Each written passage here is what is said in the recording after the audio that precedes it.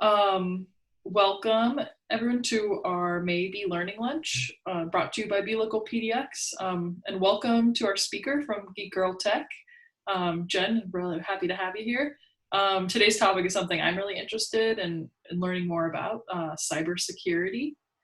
So we will be recording this, and we can share our resources after this call as well.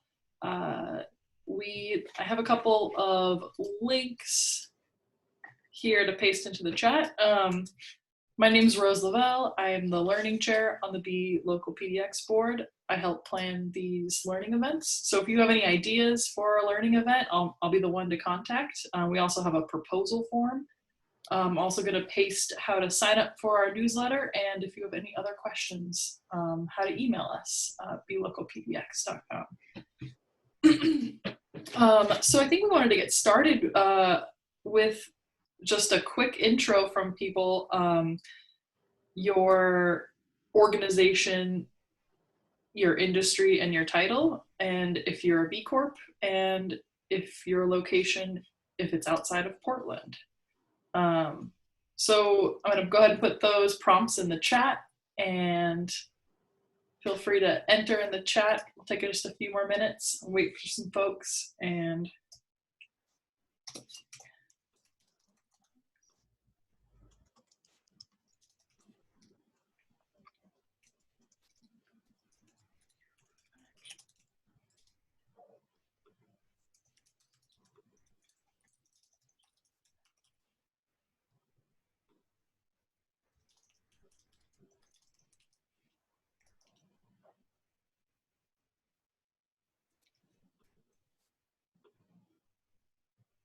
kind of looks like a jumbled mess there in the chat, but yeah, feel free to put your responses in there.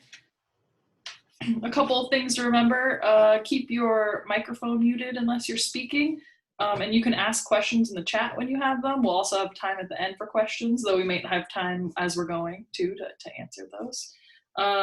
So yeah, without further ado, we'll have Jen, our presenter here. So take it away, Jen. Hello. Okay. Well, first of all, thanks so much for having me. And if I'm in the process of formulating a very quick last minute thing that came up today that I found to be pretty exciting and interesting. So, and I thought just to get it started, maybe I could just do a quick run through of what we saw today. And it's a great example of how something so simple can catch somebody off guard and compromise not just themselves, but potentially their whole company. So is it okay if I share my screen? Yes, ready to go. Okay, fantastic. Let me grab this one. I think it's this document. Okay, can you see that okay? It's a LinkedIn message, yeah? So this just happened today, this morning. One of our clients received this LinkedIn message. LinkedIn message came from somebody who was they were already a contact with, even though it says LinkedIn member. I'm not sure why it says that, because they acknowledged that they were a first line contact to this person who sent the message. So they received this message like, hey, I hope you're doing well, blah, blah, blah. Click on this link. Person clicks on the link. Also, you might notice this person was on their cell phone this morning when they received this message. Sometimes when you're on your cell phone, it's harder to tell, and also you might be caught off guard a little bit more just because maybe you're out and about, or you're getting ready for work, you're doing something else. So people might not be as vigilant when they're looking on their cell phones. So a person clicked on this link.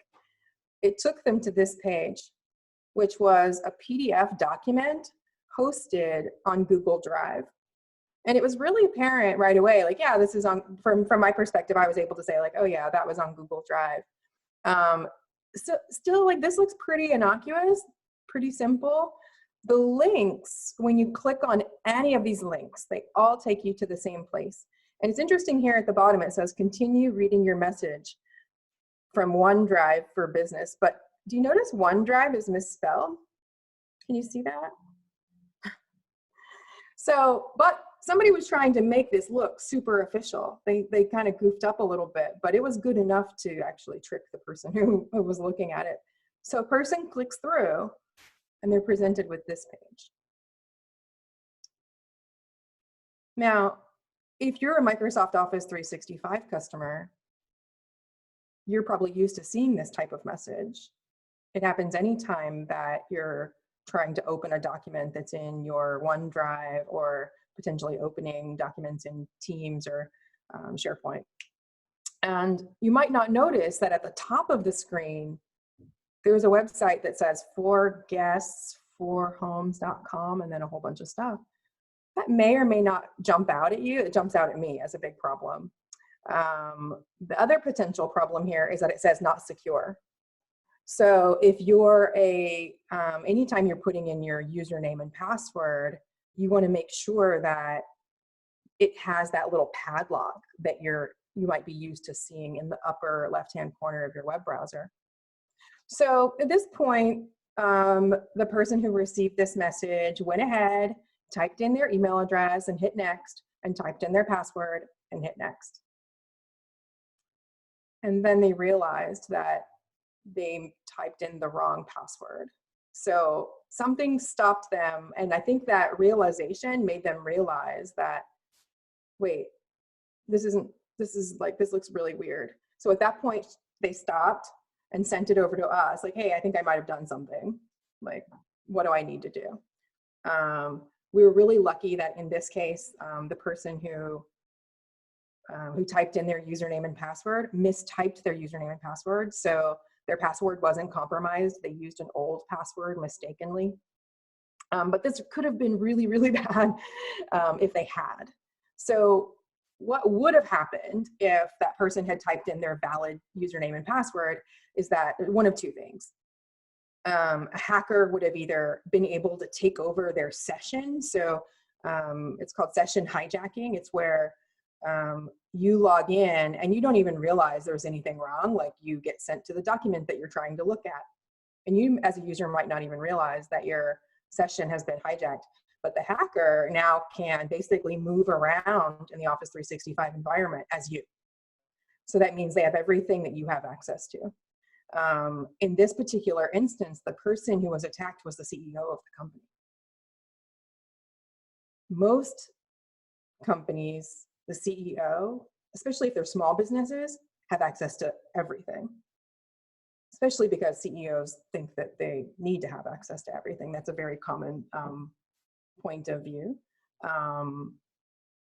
So that could have been really, really bad. And especially if that person has access to everything, is also the administrator for the Office 365 environment. Their entire Office 365 environment could have been compromised, which is like all documents, all emails, all accounts. It could have been really, really bad.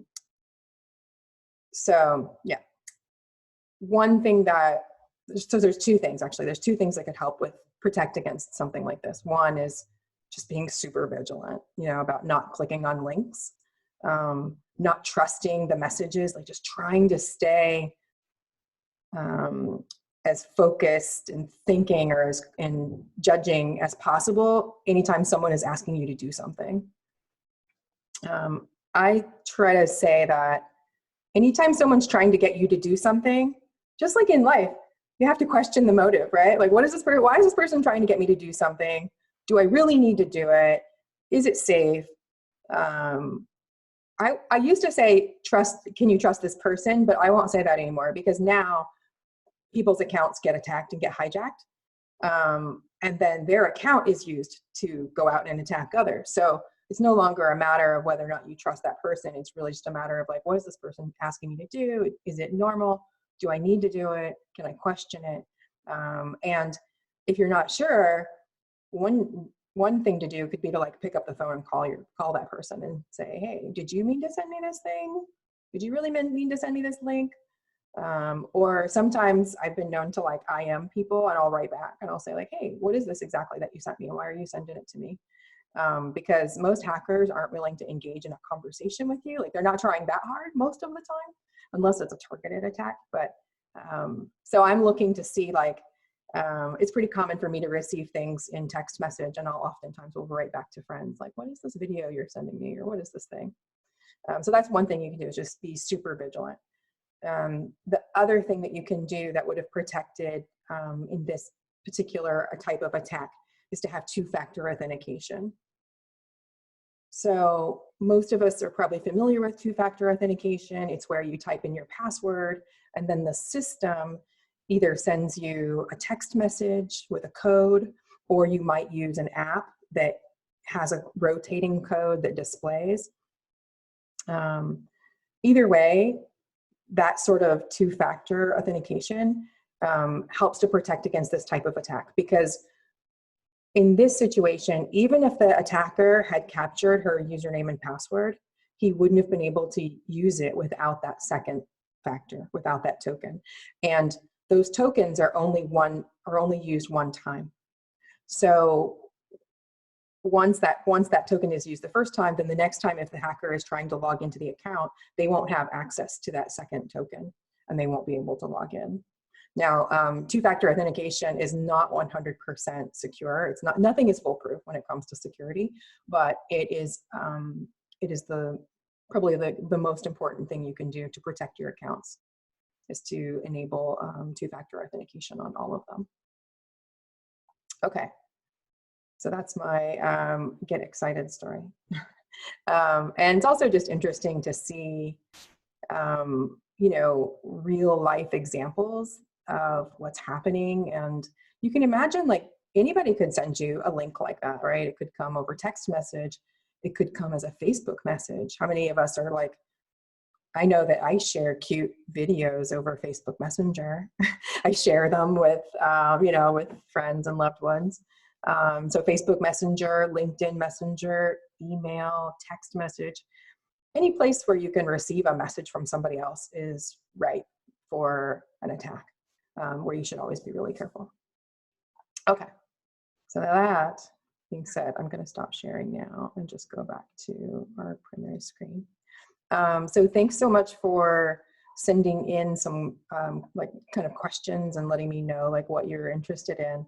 I have there's some specific things that I wanted to run through, and I'll also make sure that we address as many of the questions as we can.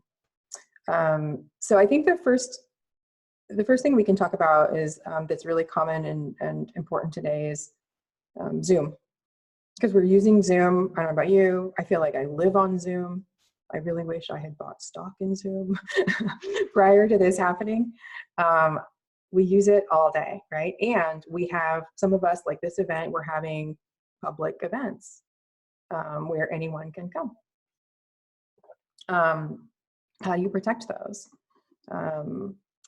There's a whole pile of settings that you can set in your profile in Zoom that allow you to lock down your Zoom meetings. So for example, you can set a password on your meetings that you can distribute either with the invitation or separately. You can require that your meetings have a waiting room where you then have to admit people to that room. All of these changes that you can make obviously are going to affect the ease of use of your Zoom sessions. But if you're concerned about hackers or anyone really like getting into your meetings, then it might be worth it. What I tend to recommend is that you go in, change the settings in the security of the Zoom. And by the way, I'm sorry if I didn't say this already, you actually have to go to the Zoom website and log into Zoom. And once you log into Zoom and you click on your profile, just like if you were going to change your password or something, right? All those security settings are in there. So what I tend to recommend is that you go in, change those settings, and then hold some test Zooms so that you can see how it works. And that way you can see like, oh yeah, this is going to be too much of a pain, or and I'm willing to accept the risk, or yeah, I think this is pretty good. I'm seeing a mix I'm seeing some folks that are locking their stuff down, and others that are being a little bit more loose with it. What I will say is that one of the other settings that you might want to think about is there's a setting that allows you to start the meeting before you. I think it says something like attendees can join before the host. This is a really nice feature if you're always late for your meetings. Sometimes managers or sometimes there's folks that like don't want to hold up the meeting, and so they'll allow the meeting to start without them. But what that means is that hackers can also do the same thing. So if someone gets your personal meeting ID or the link to your meeting, then they can actually launch the meetings without you. If you're using a personal meeting ID, or PMI is what Zoom calls it, this is the same, you have a URL, like every person has a URL that you can use as kind of like an instant meeting, right? I have one, everyone has one, and we tend to like share these around. If those get out, then an attacker or anyone could, and you have the settings so that people can join without you, basically like people can just host their own Zoom meetings using your account. So what we saw this week also was someone was receiving emails in the middle of the night from Zoom saying, hey, so-and-so is in your meeting, they're waiting for you. Like they're in the meeting, they're holding the meeting.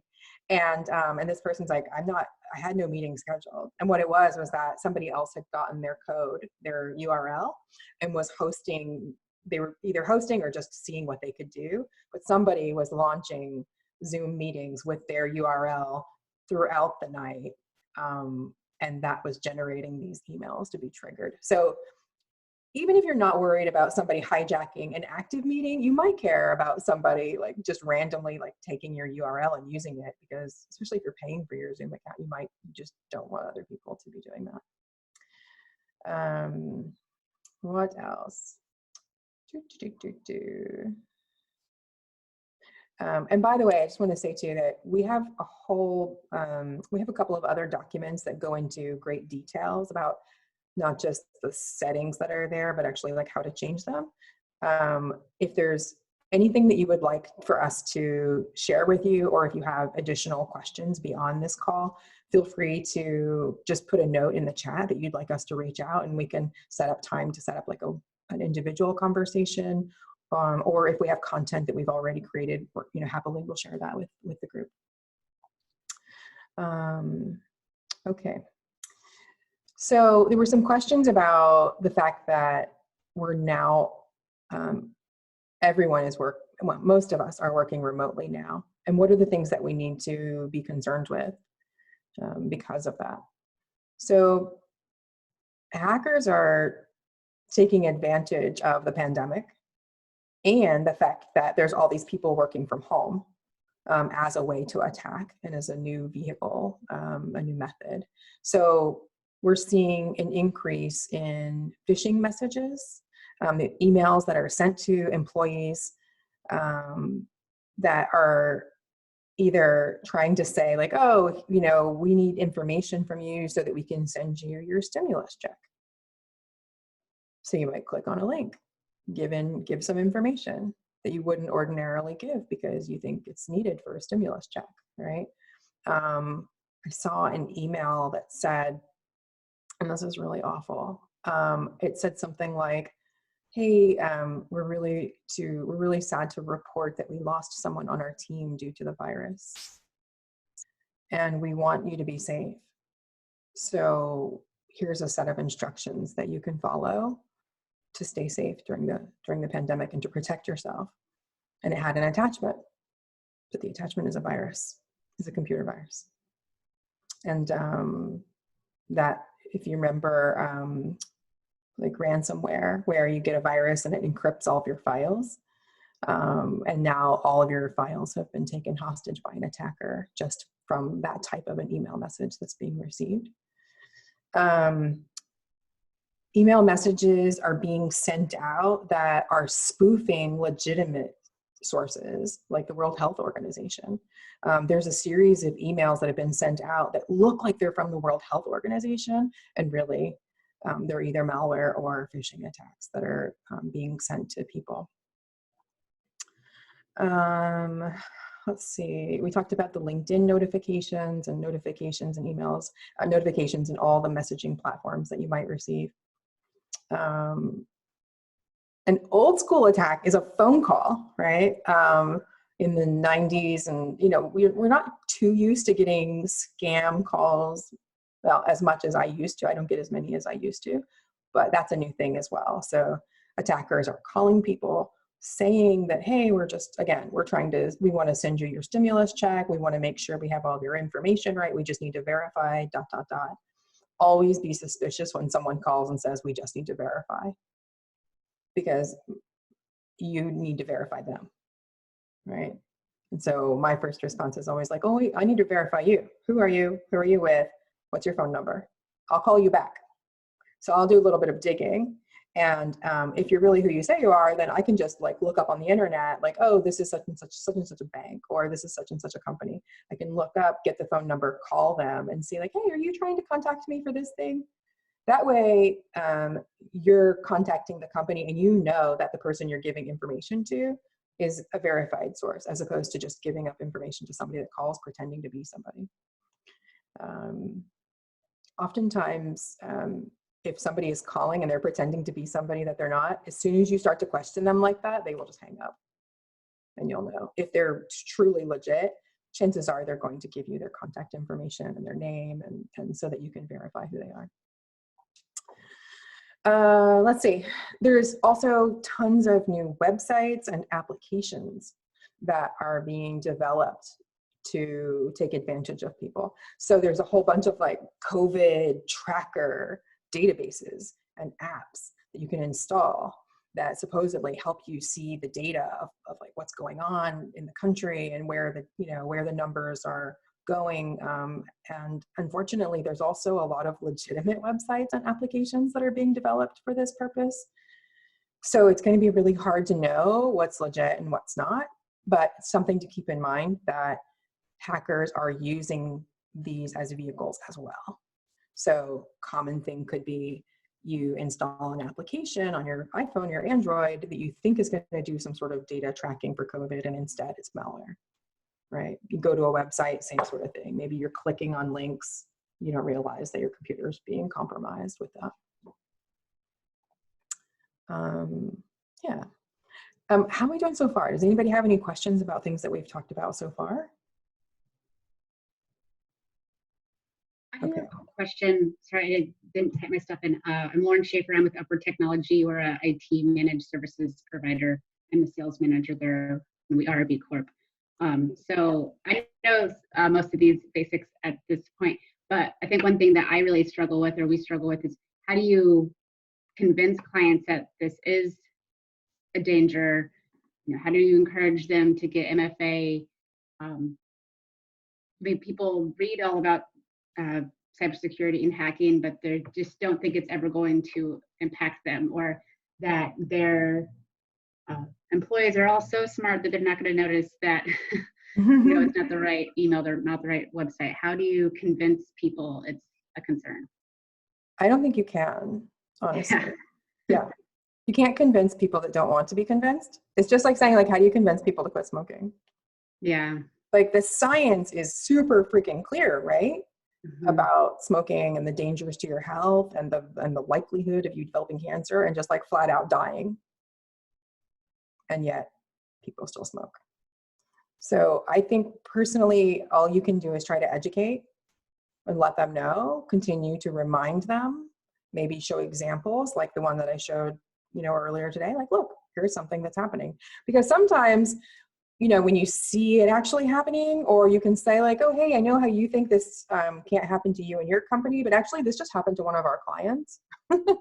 So it's really close, like, right? And I think it's at the end of the day, I don't think you can count on being able to convince people. People have to want to change. And I think that's just human nature.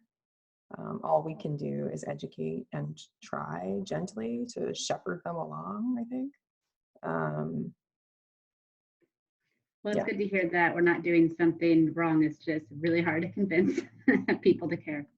I think it's really hard. You know, there's some tactics that I've seen back way back in like my corporate days that you can use as like kind of like ways to negotiate change. For example, you could say, well, how about if we do a pilot? Like, how about if we just do a small test run with a small group of your people and just see how it goes. And if everyone hates it and nobody likes it and it's a huge problem and it's not making them more secure, we can always turn it off. Like, what if we try for 30 days? You know, something like that, right? Like, are there ways that you can like get people to do things, you know, that sometimes there's challenges, right? Like, think about weight loss and weight loss challenges. It's really hard to lose weight. But a couple of years ago, I signed up for one of these challenges that was like a 20 and 6 challenge. So, sorry, that might be TMI, but like, you know, it was like a challenge. Like, there's some little bit of like, once you have competition, like sometimes that drives us to make change, right? Or to want to do things that are hard. But this has nothing to do with security, right? This is just like, how do you, like, what are the ways in which we can motivate people to do things that they don't necessarily want to do, but they should? I don't think you're doing anything wrong. Lauren, right? Yeah. Yeah, I mean, I don't know what you're doing, but I doubt that you're doing anything wrong. We definitely put out emails that are like, here's examples of what happened to, you know, real companies. And yeah, it convinces a couple of clients to start thinking about it, but it's a challenge. It's a real challenge. You know, one thing I will say, and this was actually something else that I think folks were asking, and we had another one of these webinars, it was last month or month before last, and there was a lot of questions about password managers. You know, password managers enable like the things that, so we want people to have stronger passwords, right? Rule number one with passwords is like, make your password long, try to make it strong, meaning, you know, use a combination of letters and uppercase and lowercase and numbers and special characters. Although new guidance is more like, it's actually more important to have like longer, like, so you could like chain together some words and capitalize them or something. I think all of that is great, but it's really hard to get to people to do that because it's impossible to remember every password for your website.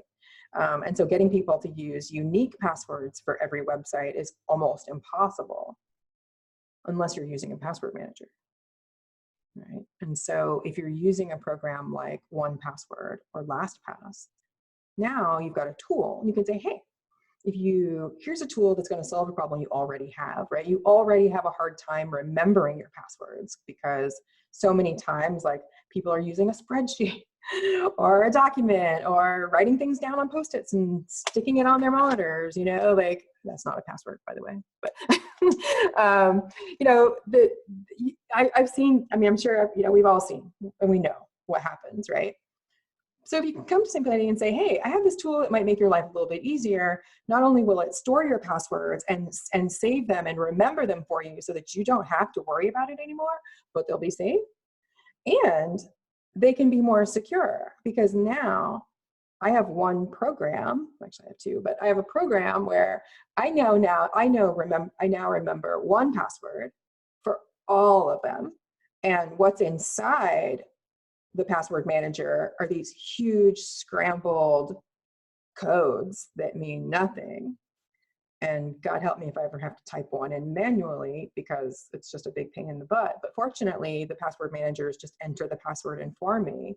So even though learning to use a password manager can be a little bit of a pain, the benefits far outweigh that, I think.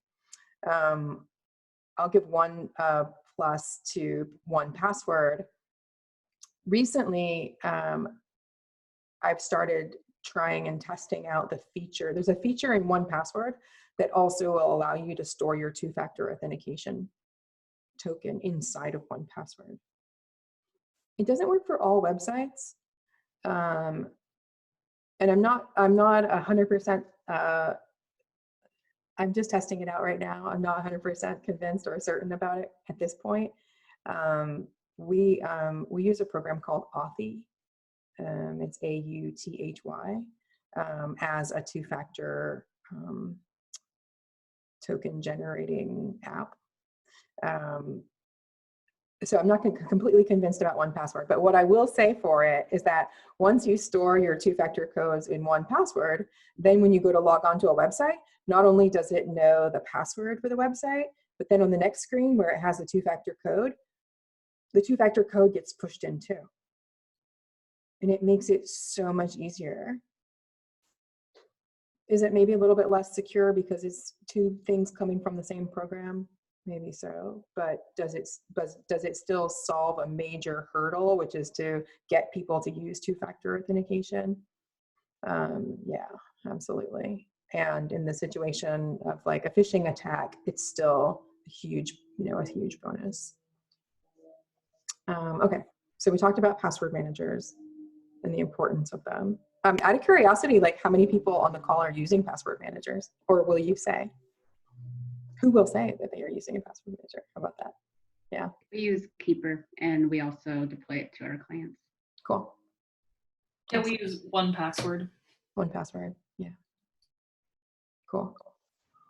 I use it in a prior job and just getting up and running on my own. So plan to get it set up.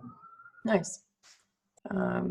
Yeah, we've used Lastpass and 1Password. I'm really liking 1Password. I really like the interface. I find it to be much more user-friendly than Lastpass. And also the sharing of passwords I just found to be a lot better in 1Password than in Lastpass. I haven't used Keeper. Okay. I have a quick question, actually, just a thought to add. Like, can you talk a little bit about the risk of your password manager being compromised? What if somehow your master password was compromised? Then that's almost like more of a risk that all of your passwords are stored in the same place, right? At some level. Yeah. Totally. What I will say is that if you're using a password manager, there's a couple of things you should do. One, use a password that you have never used anywhere before. Make up a whole new one.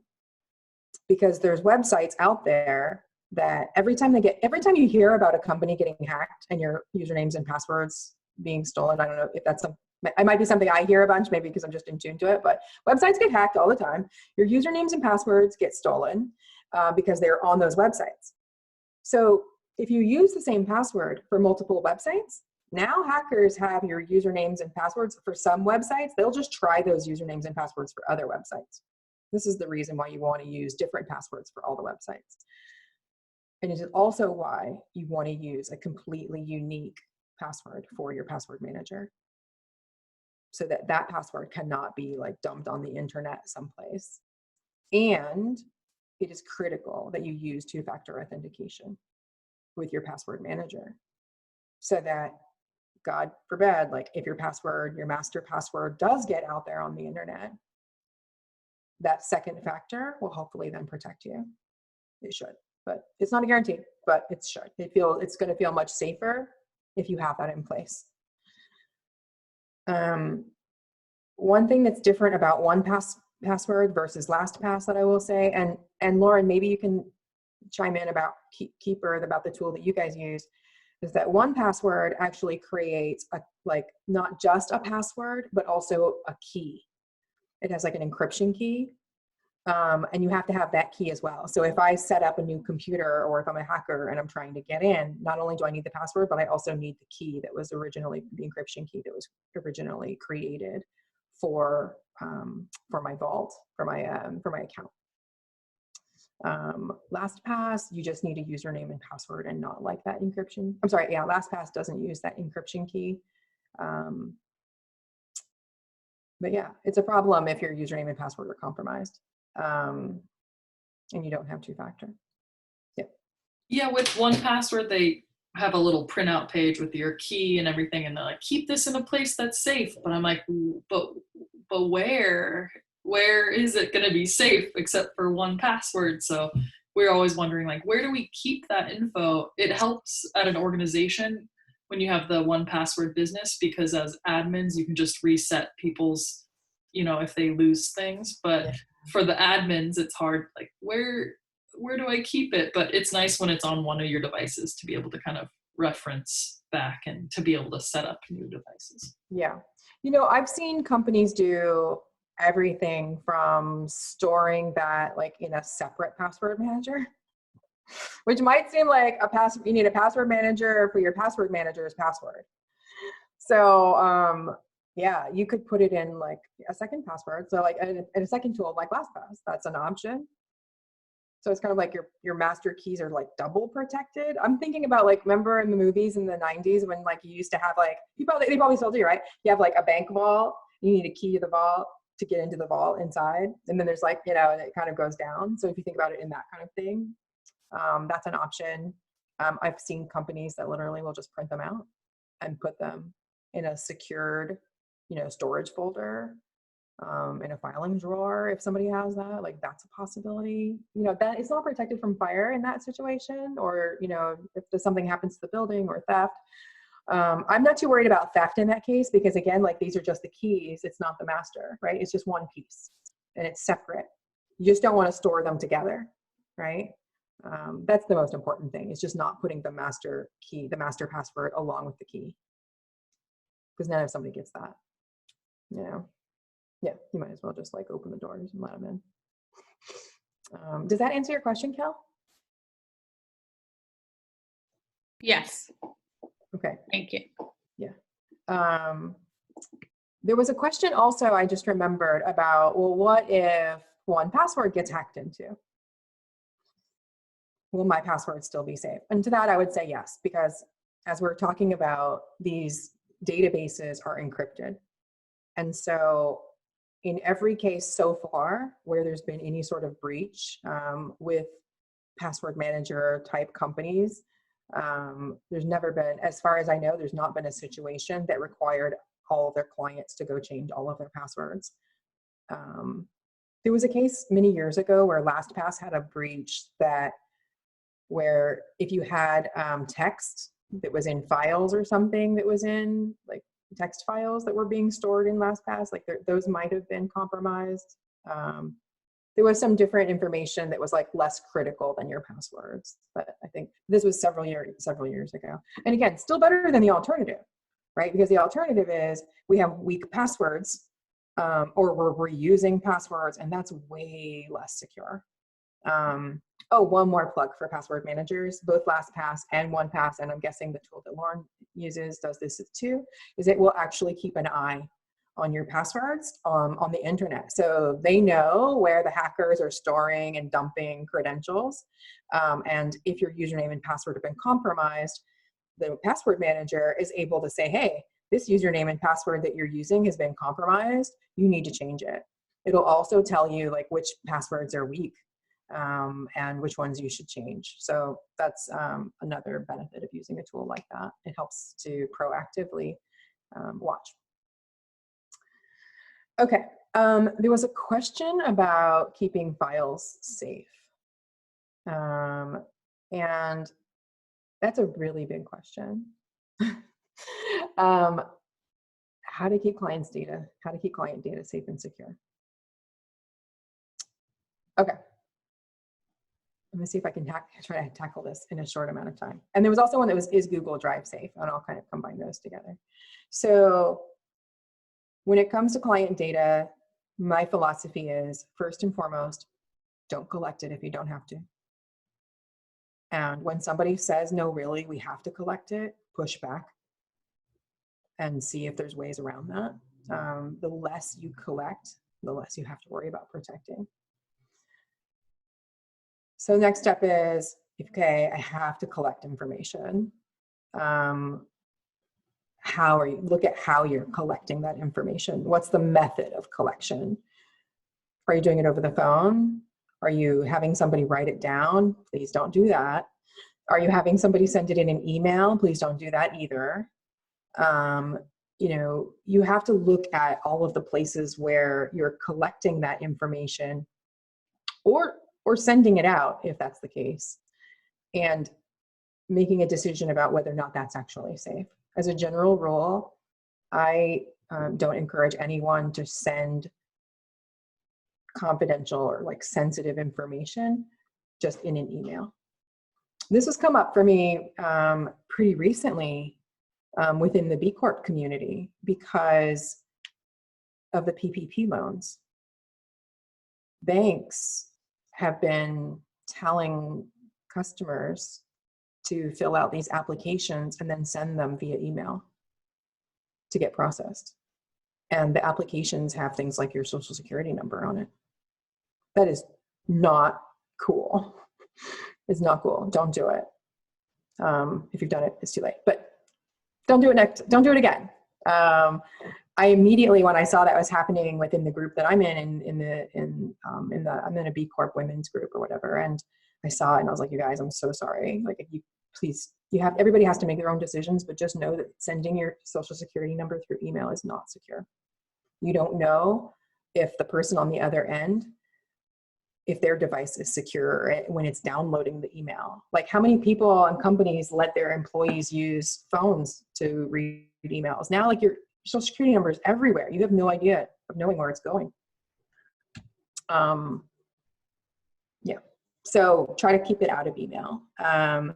If you're collecting it over a website, work with somebody that knows about website security that can help you determine whether or not your website is secure enough to collect that sensitive data.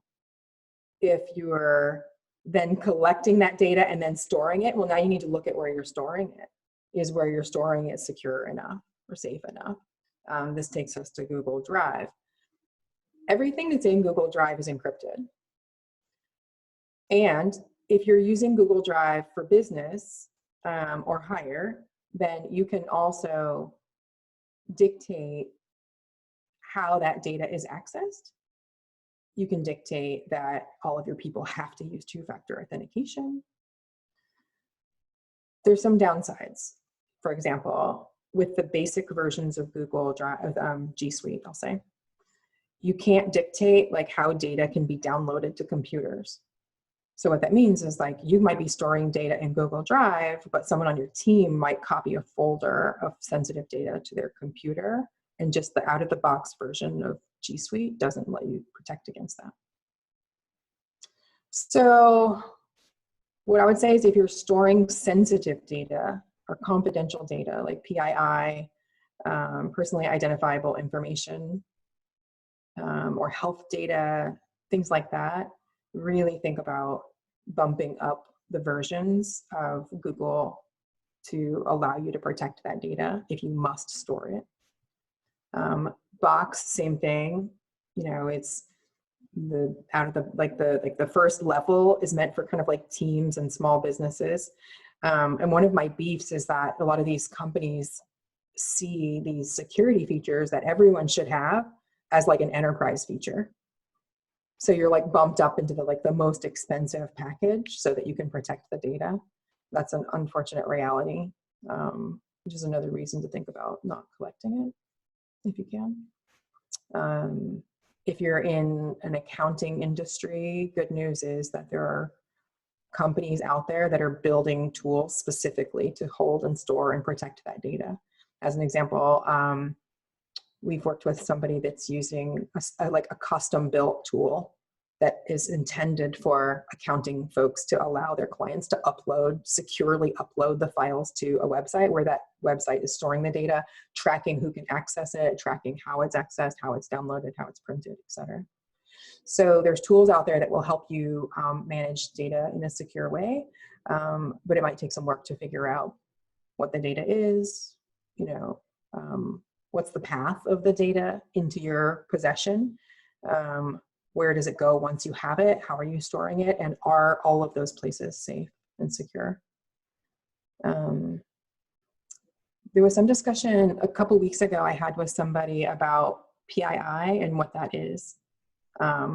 So there's, you can Google, but really basically I think a good test would be, would you want this information to be like public on, like, would you put this information on a website? Like, would you put it available for the entire world to see? Do I want my driver's license posted on geekgirltech.com? No.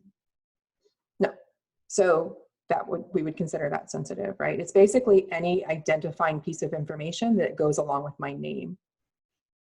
So recently we were talking to somebody about getting some quotes for benefits. Somebody asked us to send back, somebody on the team here probably knows better, but like somebody asked us to send back, I want to say it was like names, date of birth, zip code they live in, how much they make, what their age and gender was. Were there any other questions? It was pretty extreme. Most of it. That was it. And I was like, and they wanted us to just send that back via email. Like, hey, can you just send us these things in email? And I was like, no. One, like, why do you even need all that information for a quote? Two, you don't need that information. So we were able to just give them fake information that was similar or close, but like without all the names, because again, you don't need names, it's just a quote, you don't, anyway. So in that situation, we were able to, one, question what they were asking us to collect, push back on it. Then they finally said, okay, you can give us this and this and this. And then Lauren, who works on my team, we said, okay, and do they really need the actual data? Like maybe when we actually apply and we want to purchase, then maybe they'll need the data. But for the purpose of generating a quote, they actually don't need the data. They just need something similar so that they can get the stats, right? They want to know how old you are. They want to know what zip code you're in. But I can change the date of birth to something else. I can change the salary and make it something else. I don't need my name associated with it. So we basically gave them like fake data. They don't know. Just for the purpose of giving that quote. So you can do things to, one, push back on the collection of the data, and then to like protect yourself as much as possible. And then also the third thing is just, checking them on the fact that it's not secure to send things over email. There needs to be an upload process, like a website where you upload. So if any of you guys have been doing or are interested in applying for PPP loans, as an example, where I was talking earlier about how banks were sending applications through email. If you go to Lendio, who works with the SBA, I think it's like lend.io. They actually have a website where you securely upload the documents to their website. That's what it should look like. They should have a process where you go through a website or some sort of portal for secure document upload. That's what you want to look for. Okay. If there's I know it's always good to question about why do you need this information, and they should have a system, but let's say they don't have a system or we do need to send something. Would you recommend going through like Adobe Acrobat to do a password protected file, or are there other ways to, besides that, to kind of protect any data that you are sending through email? Yeah. You can send it through, you could do that. You could put a password on it. You could, depending on the level of sensitivity, you could host the file on your own storage platform and send them a link to it. So that the person who's processing the data could download the file to their computer, again, not an email, right? But then as soon as they have it, you could just click delete that link, and now like she's got it, or he or she has it, they have it, right? But it's presumed that they're hopefully not like emailing it around. At some point, there is a little bit of trust that we have to put a little bit of trust in the people who are touching our data, right? And if you don't trust them, don't give them your data. But at the same time, you just want to like try to be as careful as possible. Yeah. And at the end of the day too, like if you're working with a company that has no regard for the security of your data, then question why you want to work with them. Because there's a lot of other companies out there. So we've got about 8 minutes. Are there other questions? Things anybody want to like share or ask questions, talk? I think this is about all I have. You did mention kind of something that's been on our minds of as we're shifting to remote and thinking about our phone systems and maybe having people use their phones or kind of soft phones, but having more devices used that aren't necessarily company controlled or things like that.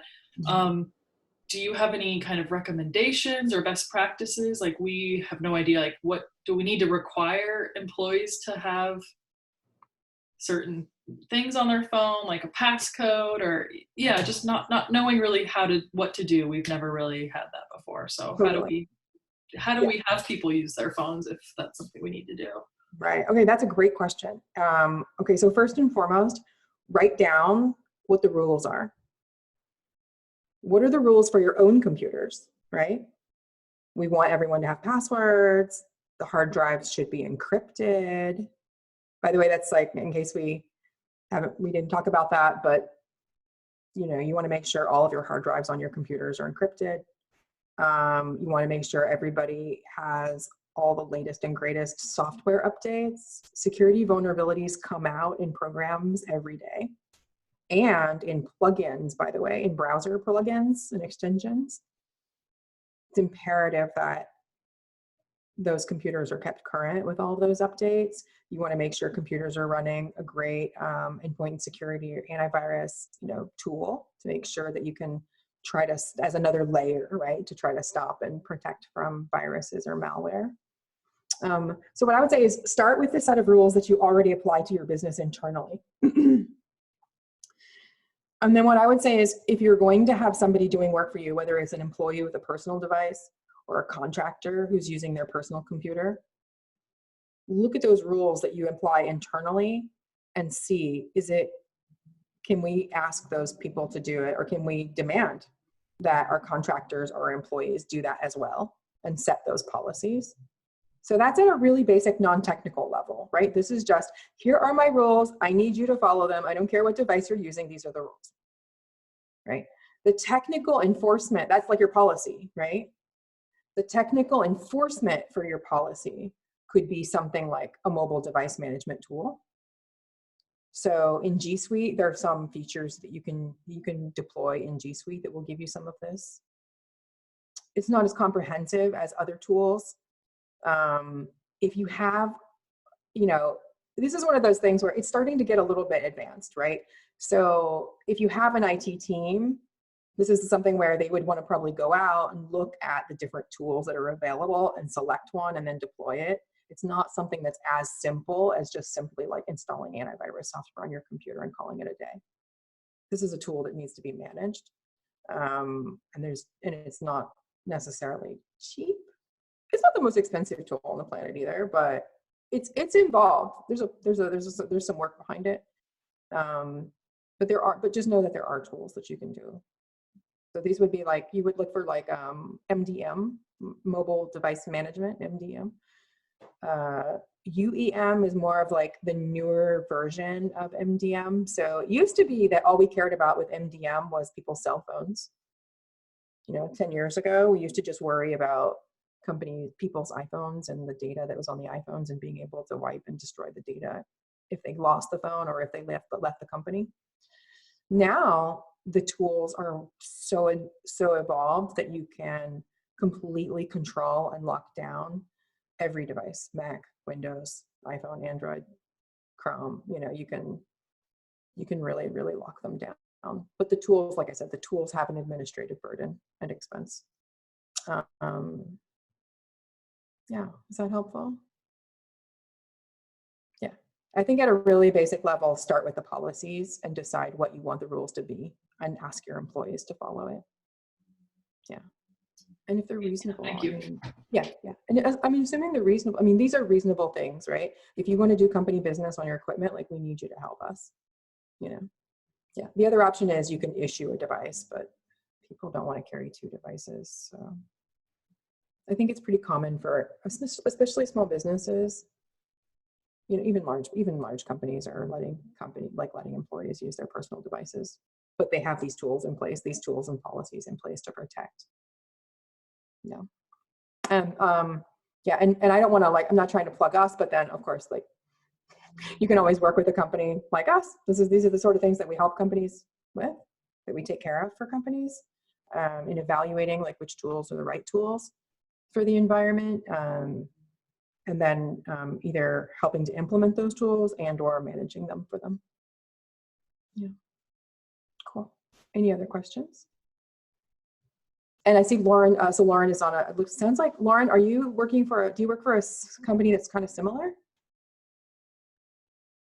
So we're managed IT, so we provide hardware and do various things, but we do have a cybersecurity division. And we have small, mid-sized businesses as clients mostly. So from 10 to 300 people. Awesome. There you go.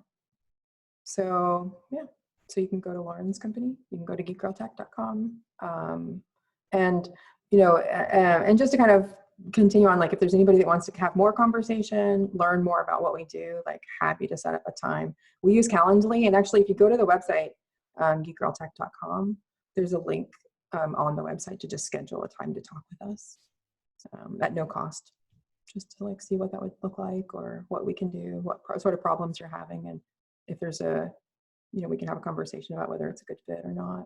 And if not, we can try to send you in the direction that would be a good fit, right? So, Lauren, we should talk. Yes, let's connect after this. Okay. Cool. Thank you so much. You're so welcome. Thanks for coming. Okay, I think that's all I have. We're at 1:59. Look, we're right on time. Awesome. Great. Thank you so much, Jen. Really appreciate it. I think I learned a lot. I'm excited to bring some of this back to work tomorrow. So thank you so much for your time and sharing this. And those that joined late, we will be sharing the recording early next week and maybe following up with some resources as well. We'll have that ready, early next week. So yeah, thanks for coming to this event, and thanks for teaching us, and hope to see you all at the next events. Yeah, thank you. Great. Thanks, everyone. Thanks, everybody. Bye. Sorry for being late. Bye. Good to see you, Kristen. Good to see you, Kelsey.